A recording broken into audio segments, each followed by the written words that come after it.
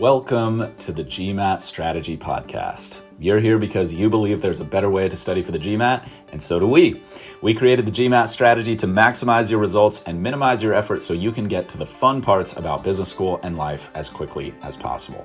My name is Isaac Puglia, and I've been teaching GMAT classes and tutoring privately for the GMAT for almost a decade, and I've achieved a 99th percentile score on the GMAT and helped thousands of students get into the business schools of their choice. I'm excited to be a part of your MBA journey since we all at TGS think our world can benefit from the best possible business leaders that we can find.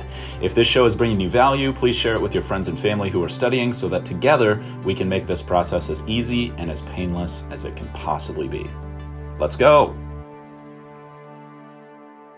Today, I want to talk about GMAT Verbal. This is a section that gives a lot of people a lot of trouble every single year. There's a brand new version of the GMAT Verbal section because of the brand new edition of the GMAT that's just come out called GMAT Focus. And so here's what you need to know in 2024 and beyond. Number one, what is the verbal section? It's 23 questions in 45 minutes, which is slightly more time per question than we've seen in the past, which is a nice thing. The section used to be a lot longer, and the way that GMAC, the people who write the GMAT, have shortened the section is by completely eliminating a question type called sentence correction that used to test grammar. That's gone. And so for virtually all of us, the prep timeline has been significantly shortened because you don't have to learn or relearn any of the grammar content that folks in the past have had to, which is fantastic, by the way. So the section is designed to test your verbal reasoning skills, and that's a term that the GMAT defines in a very specific way, and I'm going to help you understand exactly what that means as we go. What's tested on the GMAT verbal section? There's two question types. The first is called critical reasoning. This tests logic. It's not a formal logic like you might have learned if you were a philosophy major in undergrad or like a rhetoric major or something like that. It's more of a type of logic where the GMAT makes its own rules, and I'm going to help you figure out exactly what to do about that in a moment. But just so that we don't get bogged down in the details, that's the first type of question you'll see on GMAT verbal is critical reasoning. The second type is called reading comprehension. And as expected, this tests your ability to comprehend a reading passage. It's very straightforward once you understand it, but it can be a little bit counterintuitive depending on your reading skills. Some people can use a very intuitive approach on reading comprehension and get phenomenal results. Other people need a major strategic shift, but it's definitely not rocket science. And I'm going to give you like a can't fail approach to reading comprehension in a little bit. But that's it. Those are the only two types of questions that you're going to see on GMAT Verbal. It's roughly split about half each, but there can be a little bit of variance in how many reading comp you see versus how many critical reasoning you see, just depending on the day and what the algorithm decides to serve you. So how does the section work? It is adaptive. I just mentioned the algorithm, and there's a great deal of strategy involved in how to take a test like the GMAT because it's scored totally differently than tests you've taken in the past. For example, accuracy is not the only thing that determines your score on the GMAT.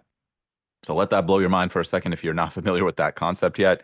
If you want to understand how it's scored and how you can optimize your strategy, just check out the video on our website, thegmatstrategy.com. It's totally free, and in 40 minutes, I'll walk you through everything that you need to know about the GMAT scoring algorithm. And this is something that I was missing back in the day. It cost me many, many, many months of super hardcore pain and frustration, and I want to save you that. So that's there for you for free when you're ready. The punchline of how the GMAT scoring algorithm works for now is you can still miss some questions and get an amazing score. It's a situation where you don't need perfection, which I think is really, really great news. You definitely should do your absolute best, and you should prepare as hard as you possibly can because there is tremendous upside in this situation, and I imagine you wouldn't be here if you weren't already aware of that. But if you haven't done the actual writing down of what you want for yourself post-MBA and done the research on the positive impact upside and the financial upside for you personally, that is a great exercise to get specific on the exact schools that you want to go to so you can have a really clear picture of what the payout is of this work that you may have to do. Some people are going to come into GMAT Verbal and just be phenomenal at it from the beginning, or at least adequate, and they'll focus all their time on the other sections, and that's fine. That's part of being a good strategist. Some of you Verbal is going to be the bane of your existence, or it's already been the bane of your existence for quite some time. And I'm very happy you're here because I'm going to help you change the game. So, the minimum score for a top school, let's call this top 10 program in the United States, really worldwide, is going to be around an 80 out of 90 possible points in the verbal section, give or take. 78 is probably doable at most schools, but 80 or better is should be your goal from the beginning because we don't want to create friction in the application process. You don't want to give these schools any reason to say no to you. It can be a very competitive environment at the top schools. And let's be honest, you want to put your best foot forward pretty much no matter what. And if the only cost for that is some time up front and a little bit of sweat equity in the process, so to speak, then most of us would agree that's more than worth it. And you're going to be sweating it out with something in some kind of job. And so you might as well have the biggest possible upside that you possibly can for that effort. Now, after 80, it's more of a strategic decision for you personally about which score is going to be easiest for you to move in order to move the overall 3-digit score. So, just a quick aside here, I've touched on this in the past, but in case this is the first time that we're interacting, pretty much a 1 point gain on the quant, the verbal, or the data insights subscores is going to translate to about a 10 point gain on the overall score. Now, that's in the middle part of the bell curve. As you get to the higher or lower parts of the bell curve, it might take more subscore points, like 1.5 to 2 subscore points, to move the overall 3-digit score 10 points. But when most people talk about their GMAT score, they're usually mentioning the 3-digit score, like I got a 655 or a 705 or something like that. And that's great. That is important for business school, but the individual subscores also matter. And so if you haven't set a verbal goal score yet, I recommend 80 if you want to go to a top school. If you're aiming outside the top 10 or top 20, then you can scale that goal down. I think a 76, 75 would be more than sufficient for anything in the top 50. And you could probably get away with a 70 plus if you're going outside the top 30 to 50 in terms of the rankings. So that should give you a good idea of what your goal score in verbal should be. And that can help you plot out how much time you should be investing in this based on your cold baseline test, which hopefully you've taken already. And if you haven't, that's definitely something you're going to want to get done as soon as possible because it's very difficult to optimize your prep if you don't know what the starting point is. Just like it's hard to optimize a route on a road trip if you don't know where you're beginning. Okay. So if you need help figuring out what your personal goal should be or how to optimize your prep, just reach out to us anytime and we'll be happy to help. So, how do I manage my time in the verbal section? This is a big pain point for a lot of people. And if you listen to my GMAT Quant episode from last week, I introduced you to something called the 1-2-3 rule, and that still applies exactly the same way on GMAT Verbal. It's definitely worth listening to last week's episode about the quant section. You might even enjoy the original quant episode I put out about 5 years back, and that's in the audio feed. And just let me know if you have any questions about that. I'm not going to rehash the 1-2-3 rule right here because I went into extreme depth in both of those quant episodes. And if you need help figuring out your verbal timing, then that's what I recommend. So let's dive into the individual question types because this is going to be one of the larger pain points for a lot of people once you address any timing issues you might have in the verbal section. Having said that, some of your timing issues might be related to your individual strategy for critical reasoning and your individual strategy for reading comp. So that's also part of the reason I'm not going deep on the 1-2-3 rule here because there's only one type of question in the quant section, and that makes things pretty simple. But for critical reasoning and reading comp, the question types are different enough and the strategic approach is different enough that you're going to want to address your specific strategy for each individual question type first and then deal with your overall section timing for most students. There are some exceptions to that. And if you have a personal coach, then definitely take that person's advice. And if you're already getting the results that you want, perhaps obviously keep doing what you're doing. I'm never going to argue with your results, but I assume you want your results to improve. And if you don't change your approach, it's very unlikely your results are going to change. All right. So let's talk about how to optimize your approach, starting with critical reasoning.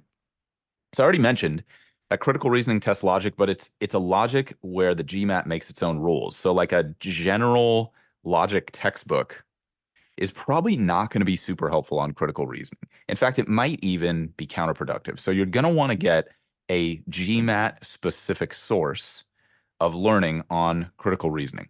There are great books out there that you can engage with. If you have a personal recommendation for a book, something that worked for someone who you know well, that's probably a good bet. It's pretty safe as far as the source of information goes. You might be taking a class, and pretty much any reputable course or tutor is going to be able to help you have a strong structured approach to critical reasoning. Now, if you're not getting results with your current approach or your current provider, it's definitely time to switch gears and shoot us a DM or head to our website and book a call with us, and we'll help you make a better choice for you personally. If you just need a couple tweaks or you're starting from scratch, then I'm going to help you build this up as best I can via audio. But the extreme depth that's required for a fantastic critical reasoning approach is really beyond the scope of this episode. So if you're interested, let us know, and we'll consider doing some question-specific episodes on each type of critical reasoning question. The way I like to break it down, I see there being 6 different types of critical reasoning question. I'll get into that in a moment, but other providers split it up differently. Some people say there's 9 different types, 10 different types, 4 different types, and the important thing is that you have an approach that's working for you, which is why I just said if you're getting great results, great. If you're not getting great results, then I'll help you out here. So I have a lot of recommendations about the type of prep materials that are going to be a good fit for you personally back a few weeks in the How to Start Your GMAT Studies in 2024 episode. So definitely check that out if you're not sure which books you should be using or which course you should be taking or what your budget should be or what a realistic timeline is for your prep process. Okay, I go in extreme depth there, and I'm not going to rehash that here just in case you're a regular listener. There's 2 keys that are going to create a great performance on critical reasoning. And the very first is knowing the difference between each individual critical reasoning type. So you just heard me say I like to split it into 6 different categories. Other people have a different number. The important thing is that you understand how each of those categories is different from the other.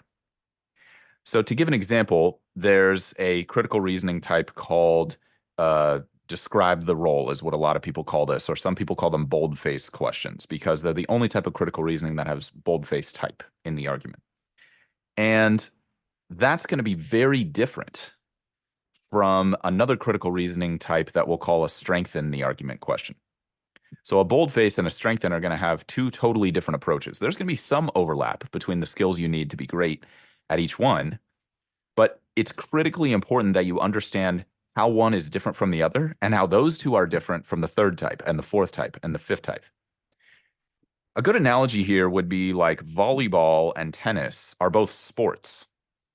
But if I try to apply the rules and the strategies that make me a good tennis player to the game of volleyball, I'm sure some of them probably will translate well, but all of them? Totally no. It's there are specific things that have to be implemented in a game of volleyball that just would be totally nonsense in a tennis match and vice versa. And that's exactly the same as these different critical reasoning types. So if you've been lumping critical reasoning all into one bucket and treating all critical reasoning questions the same, that is a missing piece for you that I would strongly recommend that you address, either with a set of books, a course, a one-on-one tutor, or whatever is going to be the best personal fit for you. And like I said, if you want my advice on how to make that decision well, then check out the How to Start episode from a few weeks back. Now, going a little bit further with this, once you learn the difference between each critical reasoning type, you must put in the repetitions so that you know them so well you don't have to think about how they're different from one another on an actual test. So there's a type called assumption, for example. And when I see an assumption CR question on the GMAT, if I have to think, wait, what's my job on an assumption question again? I haven't studied it and learned it well enough. Okay, that's your barometer for yourself. You want to be able to look at a strengthened question on test day and just know what I do on strengthened questions. It should be like a reflex. I'm going to give you some tools for building that skill set up, but a lot of people just sort of learn the difference between each question type and then they believe that that's enough. And if you're struggling with critical reasoning and you have not developed the skill to the extent that I just described, that is holding you back. And that's a very, very simple fix. So how do you learn those things? I already talked about that. You take a class, get a set of books, etc. You find a reputable provider who's a good fit for you personally. or there's free resources out there. I don't want to take away from any of the high quality free resources out there. I also have recommendations on free resources in that episode, okay? So once you know those, the first step is just a basic repetition. So you're going to go to the official guide for GMAT review, and I'll talk about why that's so important later.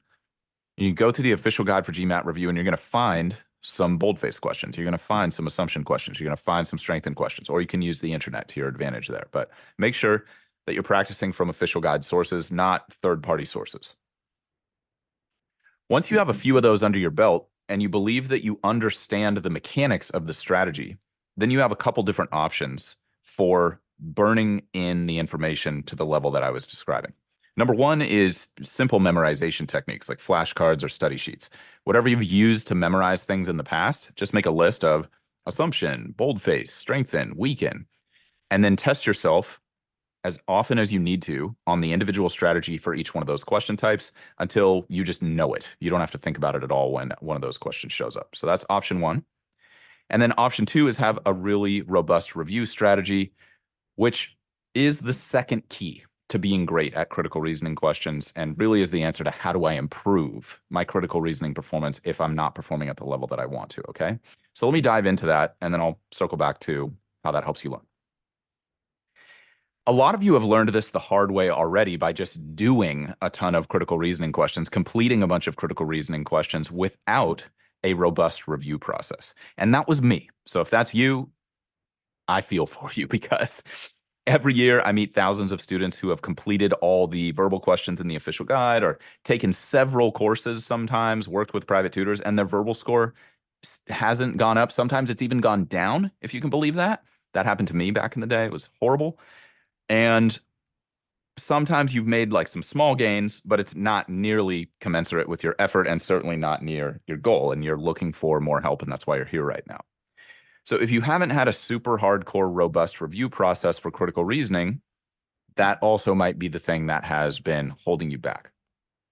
The purpose of practicing is not completing practice problems. The purpose of practicing is to improve your skills. And so you want to be making meaningful gains from each individual question that you do. Completing questions is not efficient unless you have this review strategy. I'm going to give you a super simple can't fail strategy in a moment.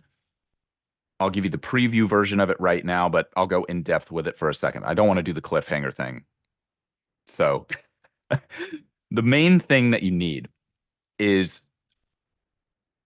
a clearly objectively verifiable reason that the right answer is right, and a clearly objectively verifiable reason that all the wrong answers are wrong. You need to understand that. You need to take the time to research the question if needed.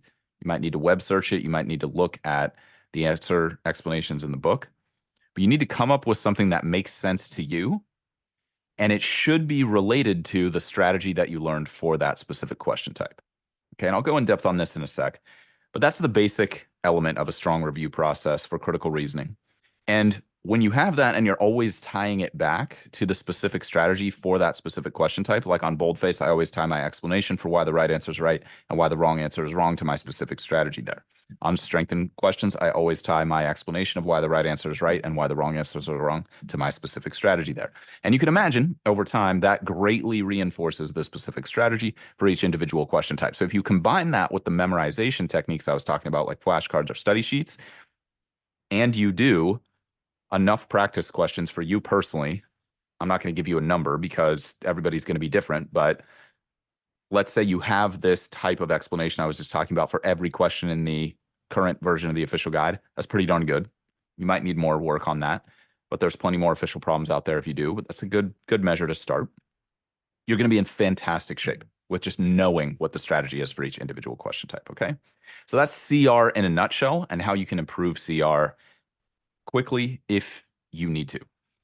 Again, more on that in a sec. Let me dive into reading comprehension because I'm talking about the important differences, but there's also a lot of overlap when it comes to how you want to study these things. So reading comprehension is a totally different world from critical reasoning. It does not test logic. It tests just reading comprehension. And that might seem like super painfully obvious, but we do need to be careful about what we define here or you might end up burning months of wasted study time. So, couple things. You can gauge the difficulty level of the reading comp you're looking at by how difficult it is for you to comprehend the passage you're looking at. This is an important tip. So if you're having a tough time reading the passage, you feel like, wow, this is complicated, this is difficult, I'm losing focus quite easily, then the questions that are associated with that passage will also be difficult. And the way the algorithm works is it's going to choose your reading comp questions, 3 for a short passage, meaning you don't have to scroll to see the whole thing on the screen, 4 for a long passage, meaning you have to scroll to see the entire text. It's going to choose those 3 or 4 questions at a pre-selected difficulty level, and then it will average your performance across the reading comp and then adapt accordingly. Again, if you're not sure how the adaptive nature of the exam works, check out the video on our website. So what does that mean? If you're a really slow reader or reading comp is a weakness for you, then you might want to consider giving away 1 question per passage, let's say on reading comp. Now, that's not going to be a game-changing strategy if you're not good at reading comp and you're hoping you're going to just get an incredible score leap out of that. That's probably not going to happen, okay?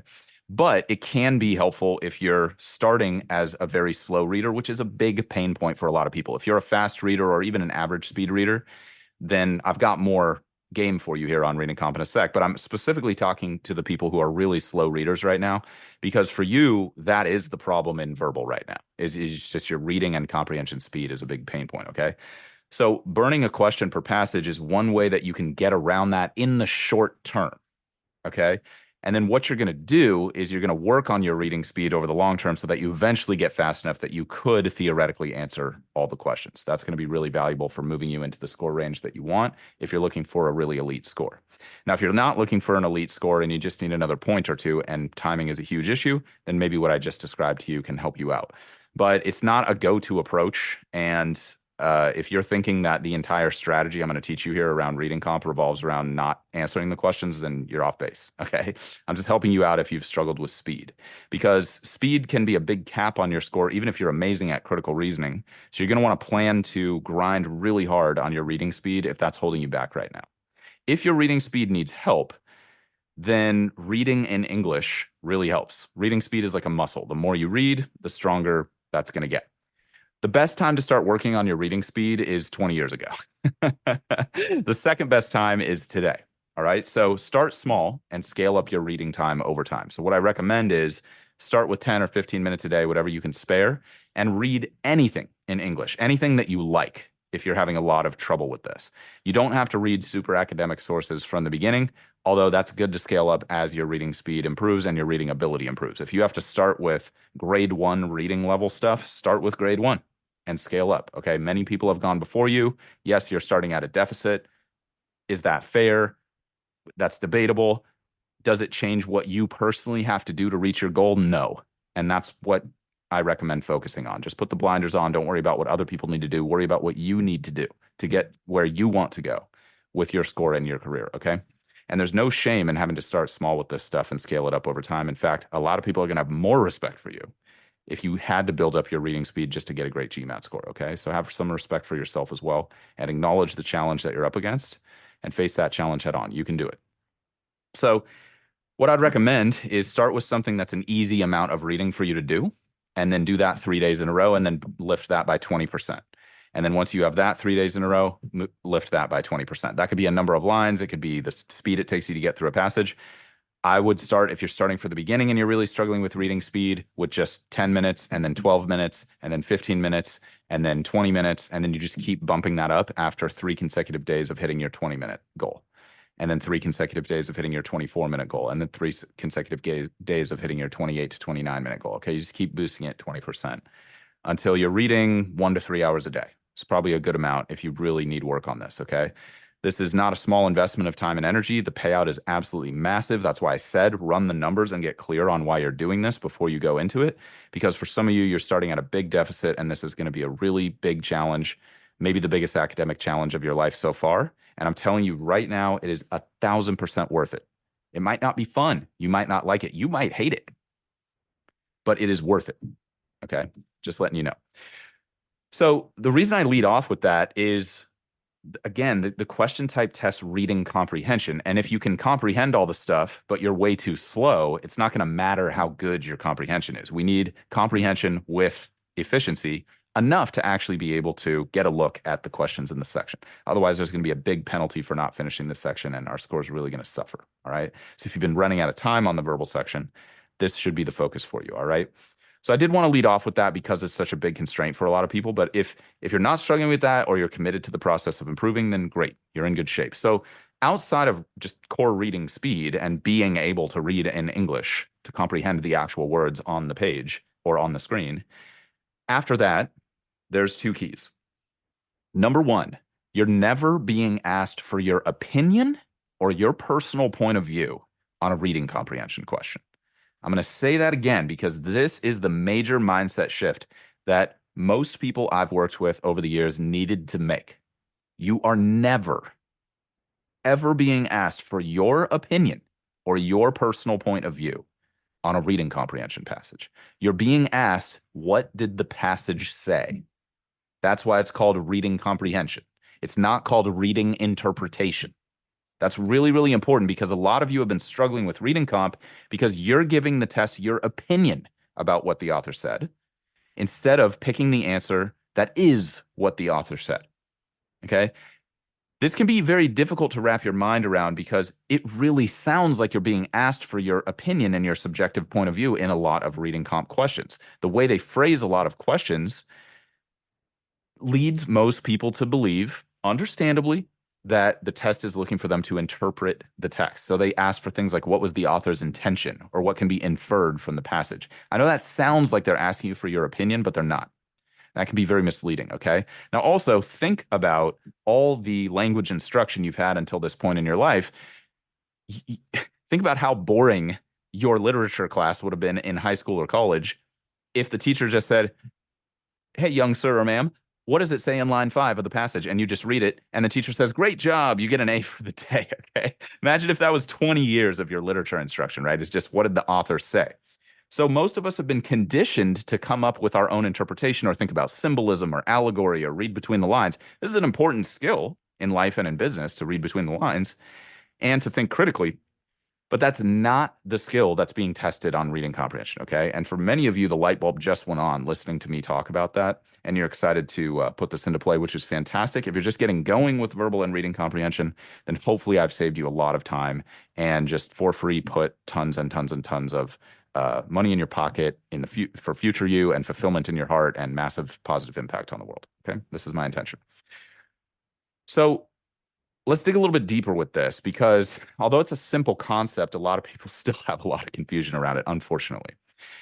So what this means is that the answer must be based on what you read. It must be objectively verifiable. Like you should be able to take your reading comprehension answer choices to a court of law and say, Your Honor, right here is the evidence in the passage that proves this right answer right and proves why these other 4 answers are wrong, okay? And if you can't do that, then you need to review more using that mindset. Okay. The key to moving your GMAT verbal score fast is a robust review process. I know that for many of you, there is a voice in your head that just really believes that if you just did more practice questions, that would be the key. Listen, if you're getting results with the volume practice question approach, keep doing what you're doing. If you're not getting the results you want, and you believe I know what I'm talking about here, then just review more. Just do fewer questions with deeper review. It is the bulletproof, cannot fail approach, assuming you know how to read English and that you're not running out of time on question number 5. Okay, so with those caveats, that is the key. I really cannot emphasize this enough, and I apologize if I'm just going long on it, but you cannot imagine the number of conversations I have every year that go exactly the same way, which is I did every question and my score hasn't gone up. Why not? Okay, and this is always the answer. So this is a simple concept, what I'm talking about with reading comprehension, but it can be kind of a deep topic. I don't want you to overthink it. I want you to keep it simple. And I want you to know that once you master that concept, you've mastered reading comprehension. Everything else will come down to speed and your mindset so that you can handle the pressure of the overall exam. Okay, I don't want to take away from the anxiety piece that many of us are struggling with. That is a separate and important piece for many people to address. But in terms of the core skill, the core strategy, reading comprehension is not rocket science. If you have 16 different approaches for 16 different reading comp question types, and that's working for you, awesome. If you have 16 different approaches to 16 reading comp types and it's not working for you, then I want you to think that there is one type of reading comprehension question, the type where the answer is objectively verifiable by the passage. Okay, that's it. That's it. Now, the second key, as you might guess, to improving over time is a robust review process. So let's get into that a little deeper as promised. This applies to critical reasoning and reading comprehension and basically answers the question, how do I improve my verbal score? And many of you are confused about this. So let me clarify it. The number one key is practicing with official guide questions. GMAC invests a lot of money into each individual question, thousands of dollars. They have professional question writers who specialize in this. It's very expensive and it's extremely difficult for third-party providers to properly replicate this. Okay, so just the economics of the GMAT industry prevent virtually all third-party test prep providers from writing questions that are on the level of quality of what you'll find in the official guide. So let's just pick a number and say GMAC spends about $6,000 developing every single GMAT question, okay? There are 0 third-party providers in the marketplace who have the margin to make that work with a full suite of practice problems, all right? So it's not a knock against providers here. It's just a bit of an economic reality, if you will. And so you have access to those past GMAT questions via the official guide for GMAT review. It's available digital copy on MBA.com or available physical copy there or at many bookstores, okay? So if you don't have a copy of that book, and any edition from the last 20 years is totally fine, then that is essential that you get a copy of that book or find a way to access that information, okay? If you're relying on third-party questions only and you're getting the results you want, again, that's fine, but that can really slow you down, okay? If you're using only third-party provider questions, that can really slow you down. And I care about your success and your speed of preparation, and I don't want you to burn out and get discouraged. And so I strongly recommend that you use official guide questions, at least a handful as you're going through your course or content building phase of your preparation, and most certainly if you're in the practice test phase. So unfortunately, that means there aren't an overwhelming number of super high quality questions that you can use to practice because the official questions that are available are somewhat limited. And that's certainly true of hard level questions. So like there's twice as many easy and medium questions available out there as hard level questions. And if you're aiming for a super elite score, you're going to need to practice hard level questions to get exposure to the stuff you'll see on test day. And so that is even more reason to have a robust review process for each individual question you do, because you actually need to pull valuable takeaways from every reading comp and critical reasoning practice question you do. Because if you don't, you risk running out of question sources and capping your skills. And that's going to be a very frustrating situation to be in. Okay. So again, just really hammering what I think is going to help you most. I'm not going to bore you with the thousands of case studies and stories that I mentioned before of people burning through every official guide question and not seeing their verbal score move. If you really want to validate this, go on any GMAT forum and scroll down for 100 posts and count how many of them are people lamenting about their verbal score. Okay. And you'll see that it's not as straightforward as just doing a bunch of questions. All right. If you've taken a course or you've worked with a private tutor and you are not seeing results, then please reach out to us. We will definitely help you. We specialize in that situation, and it's very painful. I went through that situation, and we have developed a ton of custom stuff for you, a lot of which is free, and we will be glad to help you out if you're in that situation, okay? Now, let me give you a very simple review process that will work for you if you stay consistent with it. That is my caveat. You cannot expect that I'm going to wave a magic wand and give you a review process that if you do 5 times on 5 questions, you're magically going to get into Harvard Business School, even though you started with a 20 in GMAT verbal, okay? If I had that, I would wave that magic wand for you, every single one of you. This is the next best thing. For every verbal question, make sure you write down 2 things. Number 1, why the right answer is right. I touched on this a little bit before, but let me go a little further with it. It should be a compelling reason that you can systematize in the future. So think, if I see X, I will do Y. It should be a systematizable, repeatable thing that you can do on future questions to get those types of questions correct as well. Now, I already mentioned there's a specific strategy for each type of critical reasoning question. So something rooted in that is going to be the best bet. I already talked about that. For reading comp, as you might expect, your answer should be rooted in something the text told you. It should be something objectively verifiable in a court of law. You can point to it on the page. This is why the answer is A. If you need help with this, put it into a web search and learn from someone who does have a compelling reason. If you're having trouble coming up with a compelling reason, and use the explanations, the answer explanations in the official guide itself. They're actually good, decent for verbal. For quant, the official guide explanations are at best a 50% hit rate, and that's where using a web search can really help you out. Okay, that's the first thing. You need to have a compelling explanation as to why the right answer is right, which is systematizable for future questions. Okay. Number two, you want to write down a compelling reason for why each wrong answer is wrong. Now, that doesn't need to be systematizable, but it's great if it is. Generally, something rooted in the logic and strategy for that specific type of critical reasoning question is going to be best. And then something rooted in the text of RC, or it is not addressed in the text at all. If it's not addressed in the text at all, it's not objectively provable based on the text. And so that might be the reason that many reading comp answers are wrong. Now, if you want help systematizing this stuff, that's where a reputable professional or reputable course of study can really help you out. So if you've been self-studying and you're struggling with that, and you want some recommendations for free, then by all means go to my How to Start Your GMAT Studies in 2024 episode. I talked about that a couple times already, or reach out to us directly and we'll be happy to help. If you're taking a class or you have a personal coach and they've given you a great review method, then and that's working for you, awesome. My way is not the only way, but I've put a ton of thought and trial and error into this, into making it super simple and like a can't fail type of approach that works for general advice. This is a general advice format that I'm coming to you with. If you and I were talking one-on-one, I might have a different strategy for you or a more customized strategy. And the best approach will always be specifically tailored to your individual situation. But because this is a public generalizable format, I've given you something that is absolutely cannot fail if you do it consistently, like I said, okay? So it's a simple, actionable, universally effective method.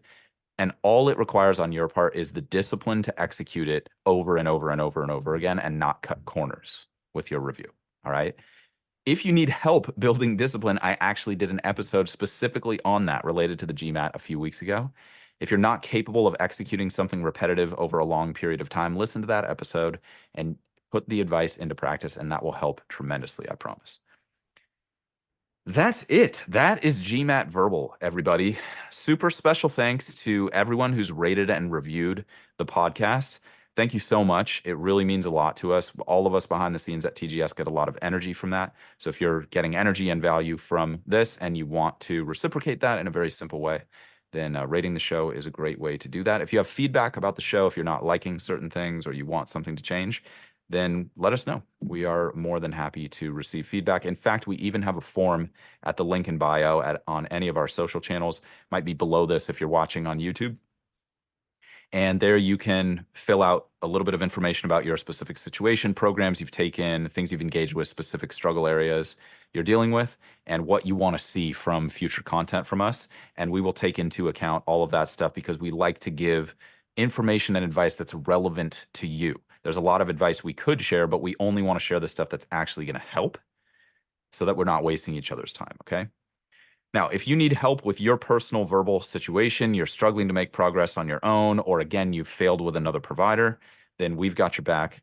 You can talk to us live. If you want to book a call, just head to our website, register for the webinar, and then tell us a little bit more about your situation, and we'll be happy to talk to you live. If you prefer to DM, there's no obligation for any of this stuff. Just reach out to us on current social channels at the GMAT strategy, and we will give you as much as we possibly can for free. And if you want further help, you can ask us about that, and we'll be happy to share. Okay. As always, My greatest hope is that this material will make your studies as easy and as painless as they can possibly be. If you want more tips and strategies for optimizing your performance on the GMAT, head to our website, thegmatstrategy.com, and check out our free video presentation on how to achieve your dream GMAT score in half the normal time. In the meantime, this is a weekly show, so please subscribe and stay positive and stay consistent with your studies. Talk to you soon.